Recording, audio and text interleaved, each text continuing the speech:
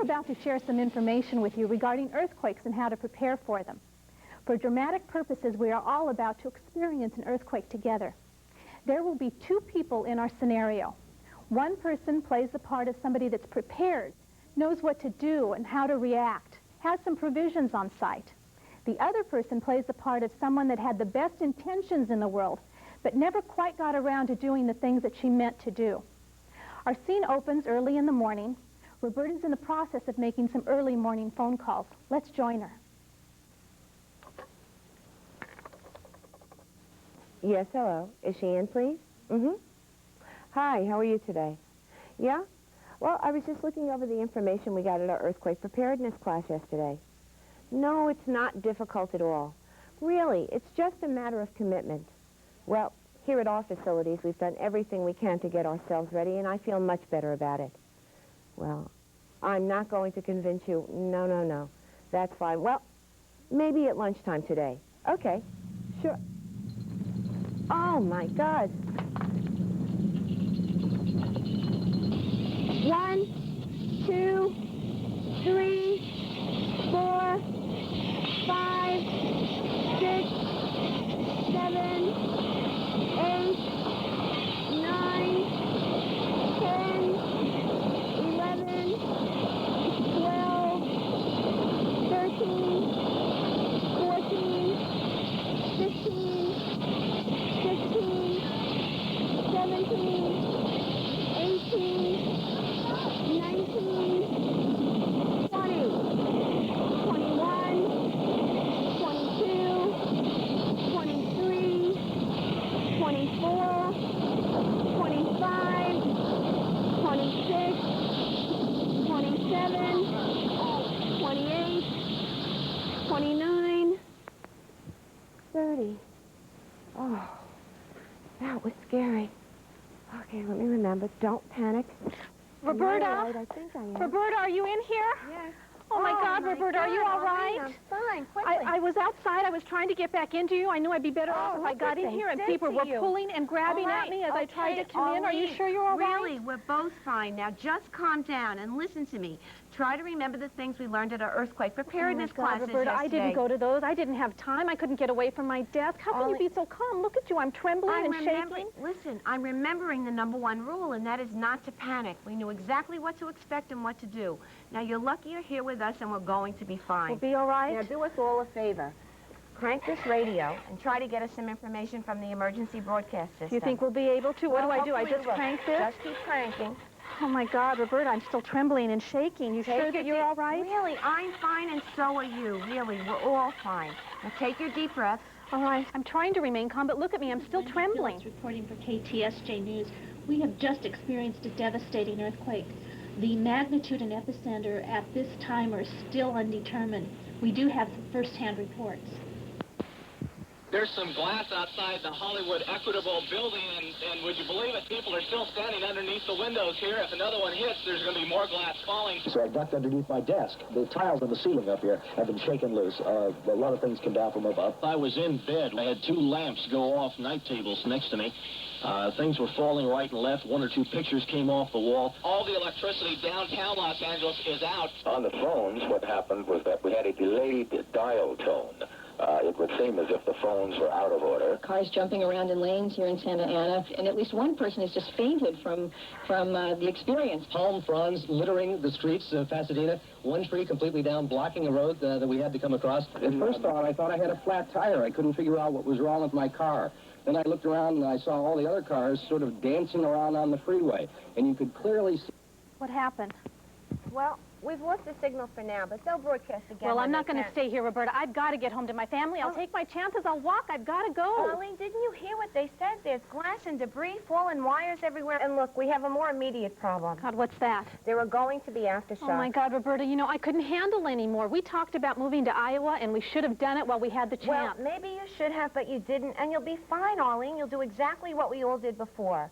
We'll feel the ground shaking. We'll get underneath my desk. We'll look away from the glass in the room, protect our eyes and face. hold on tight and count out loud. Count? Why do we have to count? So over all of the frightening sounds of the earthquake, we'll hear one another's voices. It'll make us feel better. That's why we're all so calm. We knew exactly what to expect and what to do. Roberta, nothing is going to make me feel better until I can find out how my family is. Arlene, put the phone down. Remember, the phone company told us only to use it in an emergency. Now listen for a moment and put it back down. Roberta, it's dead. You did? Oh, my God, again? And with underneath? Okay, oh, my God, Roberta. 1, 2, God. 3, 4. Is it going to end? When's it going to end? Arlene, you're doing very well. 4, 5, 6, 6. God, I can't stand it.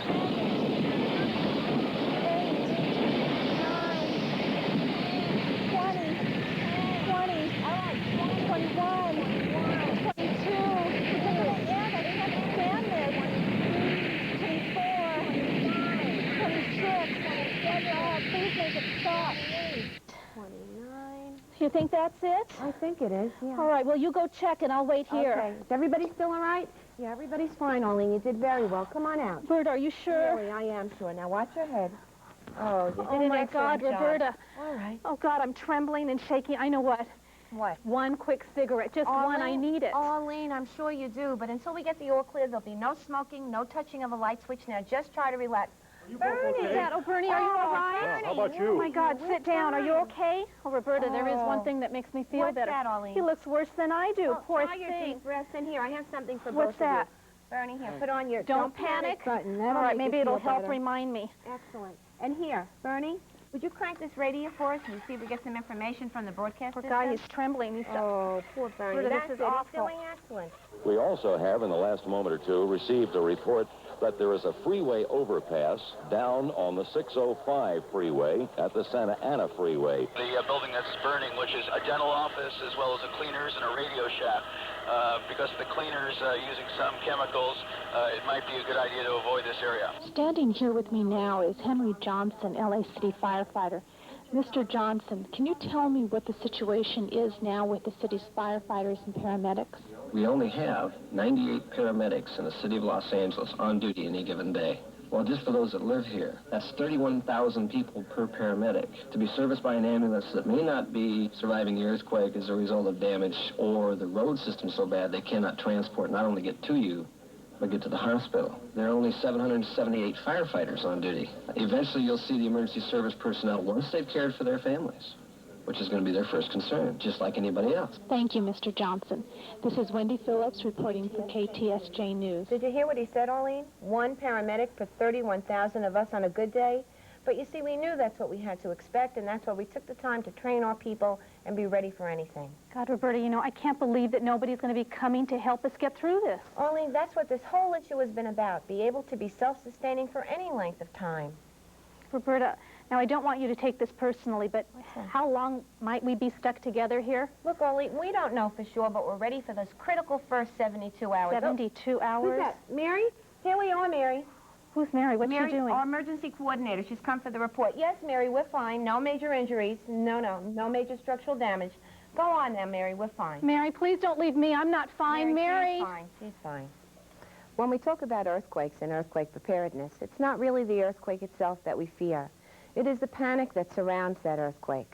So what we're going to look at now is the earthquake we've all just lived through, give you what we refer to as past positive history in regard to what to expect, so that the next time we feel the ground shake, we can react in an intelligent mode instead of in a panic or an emotional mode. First thing that happens when an earthquake starts is that we feel the ground movement. Next thing that happens is that we hear the sounds of the earthquake. And those sounds can be louder or stronger or softer than the ones on our tape. A lot will depend on where we are, the epicenter, the type of structure we're in, and where the epicenter is in regard to ourselves.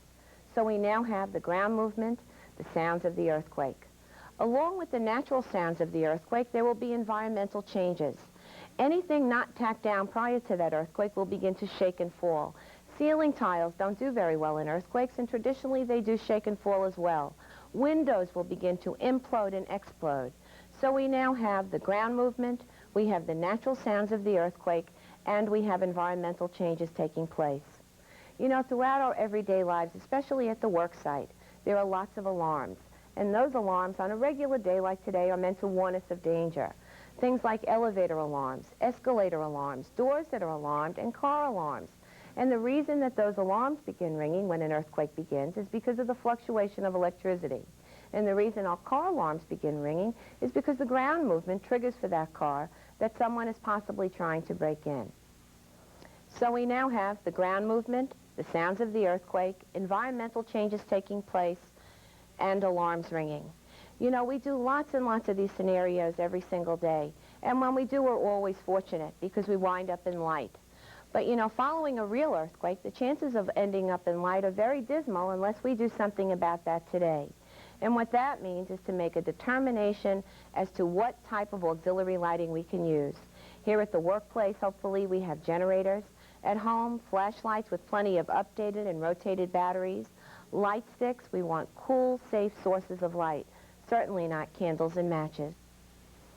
But you know, there's one more thing that happens when an earthquake occurs, and that one more thing is more frightening and upsetting than all of the other things we expect combined. And ironically, it's the only thing that any one of us can control, and that is the sounds of human terror. The shrieking and the shrilling and the crying out loud that so many of us do in response to the shaking itself. And that's why when we do our duck and cover for you during our scenario, we get underneath our desk, we look away from any glass that might be in the room, protect our eyes and face, hold on tight, and begin counting out loud. Now, if we're not fortunate enough to have a heavy piece of furniture near us, we can get to an inside wall. When we do that, we want to get down as low as we can, and the reason we do is to remove our center of gravity, so that as the shaking moves us about, we don't have far to fall.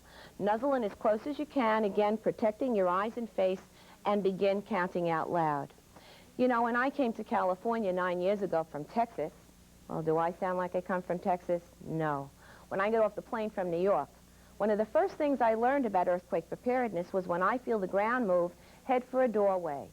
Well, it's interesting because in most rooms that we work, there are maybe 1 or 2 doorways and sometimes hundreds of people. So that's one of the problems. The other problem is this. While we're doing our doorway stance, and we're all familiar with it, there is a door that's attached and can hurt us, can become part of what can hurt us during the earthquake. The intention many years ago was actually an archway. So the point here is this. As we go about our daily lives, whether we're here at work, we're at home, with friends, we want to make a quick, safe assessment as to where a safe place might be. And that means everywhere we are, every day of our lives. You know, our teams always do so well when we do our earthquake preparedness scenario. Part of the reason, of course, is because we've practiced our plan. We know what to expect and what to do. When we do our duck and cover, we get out, we check to see if everything is safe. We say out loud, first of all, how scary it was, and it will be. Earthquakes are frightening, but we can get through them. The next thing we say is don't panic, because remember, that's the #1 rule. After that, we begin to identify if we're all right, and we do that in a tactile manner. We do that because our adrenaline is going to be pumping so quickly that there's a good chance that we'll be injured and not identify that unless we take a moment to check. Men and women alike with long hair, check underneath your hair for scalp lacerations, a very common wound in an earthquake because so much will be falling from the ceiling. So we take that minute to make sure that we're okay. And once we've established that we are, we lend our hand to our friends and neighbors. Everyone here all right? Anyone need a hand? And you know, it's good because our teams are always practiced. We're ready. We knew exactly what to do. We knew what to expect. But we have a problem almost immediately. And that problem was Arlene. She enters the scene and she is panic-stricken. And you know, no matter how many of these classes we do, it's interesting because even though there's only one of her and many, many more of us who are now ready, Arlene represents the masses. More people than us realize and think that if they don't deal with this threat of earthquake, it will go away. And the end result is exactly what we saw when Arlene entered our scene, disruptive and upsetting. The one thing you want to keep in mind about her wound, and it is a psychological wound, is that it is very, very contagious. As good responders, we have to understand how to help her deal with her problem, because if it spreads through our situation, it's much harder to deal with lots of people upset than it is with one person. You know, when we deal with earthquakes and earthquake preparedness, there are no guarantees and there are no surenesses. But we do know one thing. With a little bit of kindness, a lot of compassion, a trusting eye, extend a hand to a friend, it will do a lot more than anything else you can probably do at that time. Keep in mind, too, when we talk about earthquakes and earthquake preparedness, that there will be all sorts of wounds, not just the psychological wound that Arlene is inflicted with. There will be real injuries, some of which we're not ready to deal with. The reason we point that out to you today is to give you more of that past positive history that we've been discussing. Should you be faced with a situation where you cannot help that person, begin to understand today that you will be forgiven. There are lots of things we'll be able to control in an earthquake, but unfortunately, there will be lots, too, that we cannot control. And if you call upon what you've heard this morning and this afternoon, and understand that we understand and that we forgive ourselves, that situation will be easier to live with in the long run. You know, here at your facilities, you are greatly cared for. That's what this tape is all about. The state of California, the United States of America, says that all we need when we deal with earthquakes or other types of disasters are plans. But here, they know that that plan is only as important and only as feasible as each one of you. So your safety and your security in any emergency, especially an earthquake, is the #1 reason we are here today. And you know, in all of our lives, we are given many, many things. And our belief is, when we're given something, we have to give something back. And the thing we ask that you give back is a very simple thing, and that is to care as much about yourself and as much about your loved ones as your place of business cares about you. Once you do that, that's all you can do. And then you go about your life knowing that the safety and security of yourself and your loved ones have been dealt with when it comes to the earthquake preparedness issue. With that, I'll turn things over to Arlene. Roberta and I are based in Southern California. On October 1st, 1987, we experienced our own earthquake. That earthquake has been called the Whittier Narrows earthquake. It occurred early in the morning on a weekday. I have 3 children that I was in the process of getting ready to go to school. One of my sons asked if I'd give him a ride to school, and I said sure. At that time, I had a brand new car, so I said hop in and let's go. We got about 2 blocks from my house, came to a stop sign. All of a sudden, this brand new car started bouncing and shaking and rolling. I thought I had major mechanical difficulty, and I was very upset. My son told me to put the car in neutral, which I did, thinking that that would calm things down, and it didn't. It wasn't until I looked up and I saw the power line swaying back and forth that I realized that we were experiencing an earthquake. Everything was fine. We were all right, except that as soon as I realized what was happening, I remembered that that morning I told my 6-year-old son to finish eating his cereal while I ran his brother to school. That really is the one thing that we pray never happens, and that is that a child that we care about is found alone, or that we find ourselves alone in an emergency situation. As I said, I was just a couple of blocks from the house, so I was able to make it right home. I ran in the house. I started calling his name, and he didn't answer. I became more and more anxious until I went into the center of my home. There in our hallway was my 6-year-old son ducking and covering. As soon as he saw his cereal bowl dancing on our kitchen table, he figured something was up, and he'd better go do what we talked about. We wrote out the aftershocks together.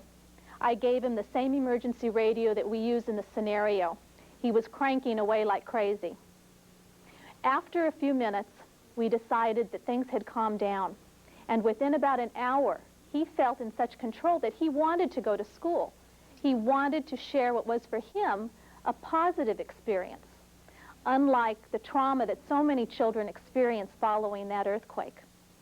That evening when I tucked my son in bed, he said, "Mom, if we have an aftershock, I'll meet you in the hallway." Now that's a child with some control and some power. I always share this story at the beginning of my part of the presentation because I feel that it really illustrates the things that Roberta has just shared with you. And that is by knowing what to do, how to react and respond. By having communicated with family members, it gives you a sense of control and power.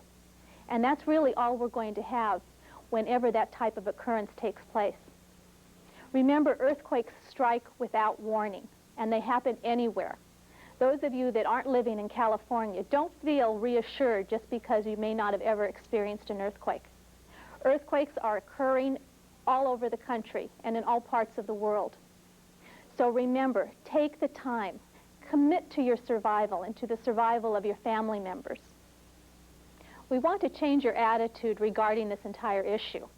We're hoping that what we can do is to move you from needing to address this issue to wanting to. You know, they're two very different things. Let me give you a couple of examples. We need to, perhaps, at some point in our lives, lose some weight. Most of us can identify to this. But it's interesting how it isn't until we receive a letter in the mail inviting us to a reunion or a wedding, suddenly we want to lose 20 to 30 pounds in 2 weeks, right? Perhaps we need to change our lifestyle. We realize that we need to stop smoking, or we need to change the type of foods that we eat, or exercise. But it's interesting how it isn't until we visit the doctor, he sits us down in his chair and he says, "You want to stick around a while? I suggest you do the following." Suddenly we're motivated, aren't we? We're ready to jog out of the office. We're willing to give up those cigarettes, change our lifestyle, and perhaps exercise more than we have been. This is really very much the same issue, because it isn't until you want to become prepared that you will become prepared. So ask yourself what you've been waiting for. We know that the best motivator in the world is an earthquake, but who's to say you're going to be fortunate enough to have another warning? Those of us that live in California deal with earthquakes on a periodic basis. Those of you that live in other parts of the country perhaps have to deal with other types of disasters. Hurricanes, blizzards, tornadoes, floods. The big difference between those types of disasters and earthquakes is the lack of warning. So remember, make a commitment. Give this some thought. Communicate with your family members. The most upsetting issue and the most difficult thing to deal with when we talk about emergency preparedness is the reality that we might become separated from our family members. That issue of isolation, of being stranded from all of the people that we love and care about, is very difficult to deal with. So very often we just say, let's not do anything. When I'm ducking, covering, holding, and counting, certainly I'm concerned about my own well-being. But you know, at that very instant, I'm going to be focusing out of wherever it is I am, and I'm going to be thinking about my husband, my 3 children, my brothers, and my parents. I'm going to be concerned about their welfare. Now, since I've been in this business for many years, I've made it a point to find out what the situation is going to be for those people that I'm concerned about. My husband works about 20 miles from where we live. I know that the chances are very likely that he is not going to be able to make it home. So when I think about him, I can be somewhat reassured because I know that in his place of business, they have food, they have water, they have medical supplies and trained personnel that will be able to deal with injuries. I have 3 children in our public school system. And many years ago, when I started to get involved in this whole issue, I went to their schools and I asked them what their plan would be in the event of a major emergency. They tried to reassure me and calm me and proceeded to tell me that they had a plan. Everything would be under control. Since I'm in this field, I wanted to know exactly what their plan was. They proceeded to tell me that their plan was to tell the children to duck and cover a couple times a year, evacuate them, get them out to a play yard where they would sit and wait till someone could come and pick them up. I'm an educated person now when it comes to this entire issue, and I understand that I may not get to my child for an extended length of time. So I insisted that they have a program that enabled my child to have food, water, medical supplies, and people trained to deal with their injuries. I have parents and brothers and sister-in-laws and nieces and nephews that live in the same area that I do.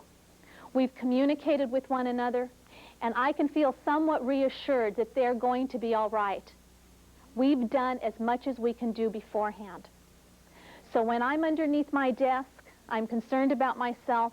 I'm somewhat reassured that my family will hopefully be all right.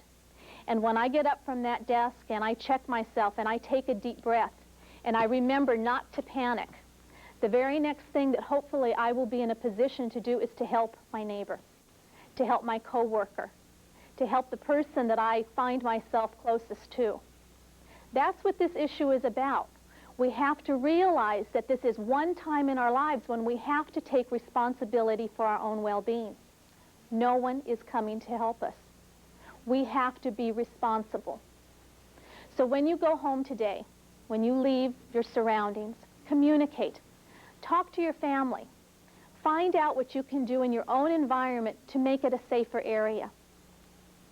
When you go home today, take a look and see what you can do. This is Plumbers Tape. Many of you have probably heard about it. It's a metal band that can be used to secure your water heater. Secure it in a couple of places using molly bolts and insert it into the stud behind the water heater. Kitchens become very volatile places in an emergency, especially in an earthquake. These are kitchen locks that can be used to secure any things that you might have in your kitchen cabinet. It really does become second nature to undo the lock so that you can get into the cabinets with ease. Angle brackets can be used to secure any top-heavy pieces of furniture. Remember, they can tip over and fall and possibly injure someone during a violent earthquake. The bracket simply goes flush behind the piece of furniture, secure into the stud behind the furniture with a molly bolt. The top of the bracket becomes flush onto the piece of furniture, so you never see it. Aesthetically, you don't even know it's there. Check your bedrooms. Where are your beds situated? Very often we like to have them centered right under a window. That's where it looks nicest. If you choose to keep it there, remember that at night to draw the curtains and close the blinds to help keep glass from imploding. It's important to have provisions on hand. Remember, whatever you have on hand during the time of the emergency is all you're going to have access to. Have canned foods. Be sure to rotate them. Have an adequate amount of water and rotate it every 6 months. A little hint to help that rotation reminder. When you buy purchased water or when you fill any containers, put a piece of masking tape on your container. Mark the date that you fill it, and then mark all of your calendars, your personal calendars and work calendars with the date 6 months later to help remind you to rotate that water. Time goes by so quickly that we're going to think we did it 1 or 2 months ago when perhaps it really will have been 7 or 8 months. A few handy hints, a few easy things to do, but it takes your commitment of time and energy to do them. Following any earthquake, remember that phone services are more than likely to be disrupted. But we have been told that one of the first phone services that will be available will be payphones. What we have done is to have developed a peace card for your peace of mind. Simply an information card that will help you to identify an out-of-state contact. This out-of-state contact is going to be a person that you will be able to contact to give them your whereabouts and to tell them how you are. Share this peace card with family members. Make sure that you fill out all of the emergency information on it, and then share it. Make sure that everyone carries it in their wallet or purse. Make sure that your children have that number listed on their emergency school records. The procedure would be, following a major type of emergency, such as a major earthquake, that we would want to wait until it would be safe enough for us to even attempt to leave our safe area. Once we did, we would try to find a payphone. We would make that call, and we would tell that person that we are all right, ask if any family members have called, and then once we have that information, we're going to be feeling much better. So if you don't do anything else, and perhaps you haven't even addressed this issue, when you receive